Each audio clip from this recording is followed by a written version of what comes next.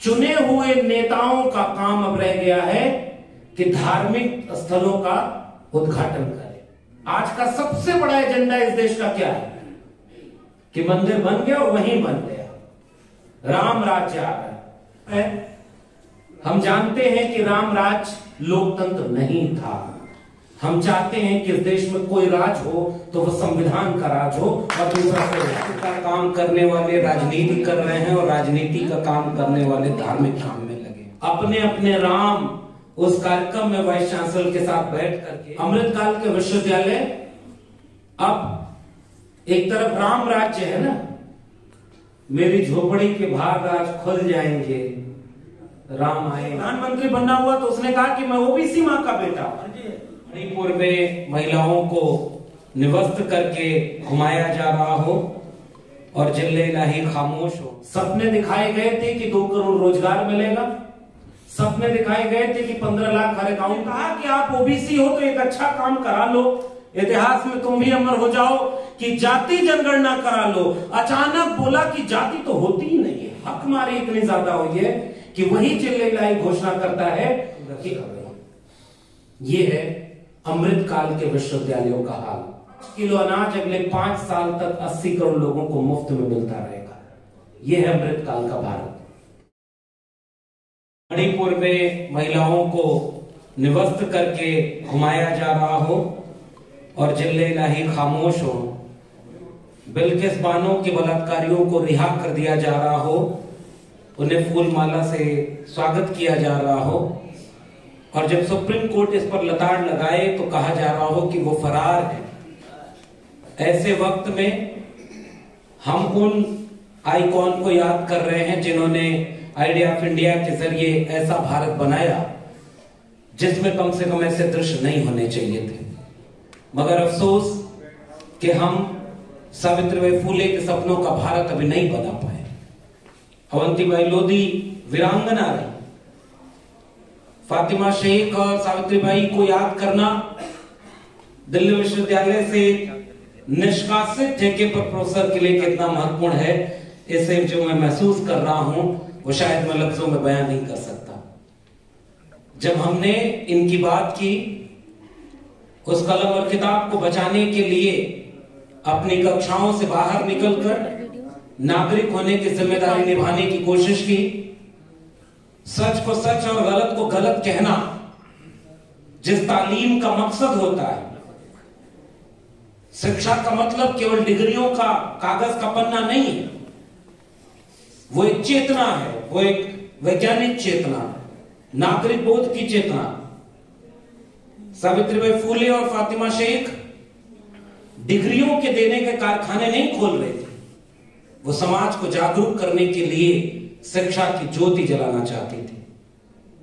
और आज जहां हम खड़े हैं, मेरे अपने दिल्ली विश्वविद्यालय में मेरे ही साथ की आंदोलनों के साथी, वैचारिक साथी डॉक्टर रितु, मुझे तो प्रक्रिया का पालन करके निकाल दिया ताकि बोलना ना पड़े कि क्यों निकाला है। उन्हें तो साजिश करके निकाल दिया। जिन बच्चों से कंप्लेन कराई थी डॉक्टर रितु के खिलाफ, जांच में पता चला कि वो बच्चे तो दिल्ली विश्वविद्यालय के कॉलेज के विद्यार्थी नहीं है।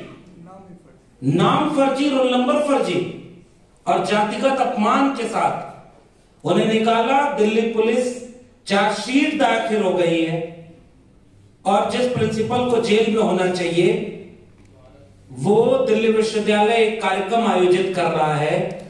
अपने अपने राम उस कार्यक्रम में वाइस चांसलर के साथ बैठ करके राम राज्य का स्वागत कर रही है। और आज डॉक्टर रितु अपने न्याय के लिए सड़क पर संघर्ष कर रही है। यह है अमृतकाल के विश्वविद्यालयों का हाल।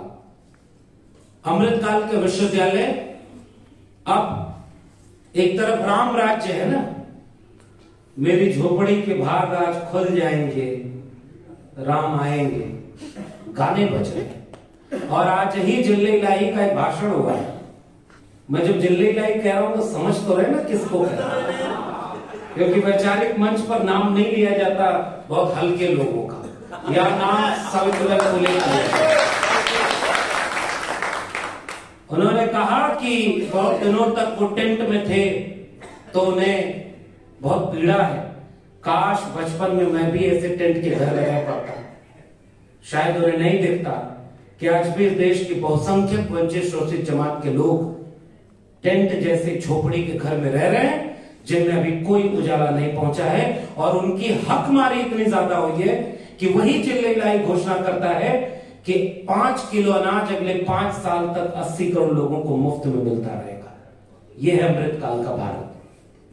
सपने दिखाए गए थे कि 2 करोड़ रोजगार मिलेगा, सपने दिखाए गए थे कि 15 लाख हर अकाउंट में आएंगे, सपने दिखाए गए थे कि 100 स्मार्ट सिटी स्मार्ट गांव बनेंगे, सपने दिखाए गए थे कि पढ़ेगा इंडिया तो आगे बढ़ेगा इंडिया।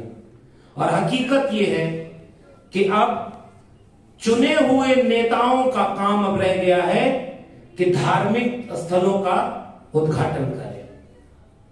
आज का सबसे बड़ा एजेंडा इस देश का क्या है कि मंदिर बन गया और वहीं बन गया, राम राज्य आ रहा है।